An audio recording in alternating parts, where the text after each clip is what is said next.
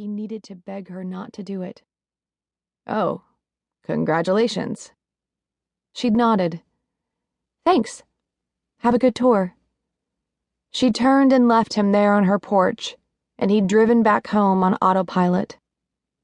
Vaughan had been thinking of little else over the past 3 months. Not just her engagement, but his ridiculous silence and the way she'd waited for him to say something, and when he didn't, she'd walked away. And here he was, after a show, amped up and missing something he hadn't realized he'd been blessed to have until he'd lost it. They shared 2 beautiful daughters he adored like crazy, though. After 3 months on the road and not being able to kiss or hug them, he missed them. As they got older, it was harder and harder to leave them each time, because the next time he saw them, even if it was just a few weeks later, they'd have grown and lived, and he'd missed all those moments.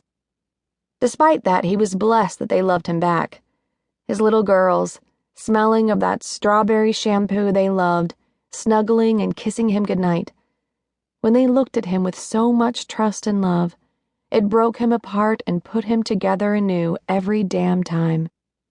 He drove the short distance, waiting until he was parked at the curb in front of the house his ex-wife raised their children in. Their home. A place he had to ask to visit. All his goddamn choice.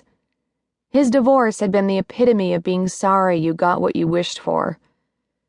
The lights appeared to be on upstairs, so he had hoped that he could at least poke his head in on the girls if they were asleep and drop presents off. And see her. He pulled his phone out and texted her that he was outside. But she didn't text him a reply.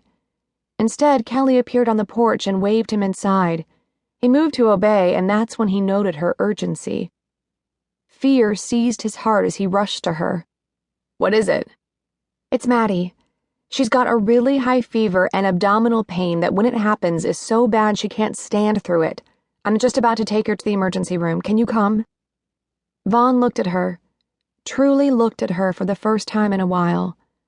She still made his heart skip a beat, but right then it was totally clear she needed him. He shook himself loose and focused on the problem. Yes, of course. Tell me what you need." Kelly paused, just a slight one, and drew a quick breath. She licked her lips and then pointed him upstairs. "I just finished getting her dressed. I have her shoes in my purse. Can you bring her down? I'm going to get the car unlocked and ready. Take her out the front door." Her delivery was clipped and very precise, and that moment of intimacy between them passed. He took some comfort in her apparent self-control and got his shit together, too. Halfway up the stairs, he remembered their younger daughter. "Kenzie? She's spending the night with a friend. Hurry, Vaughan."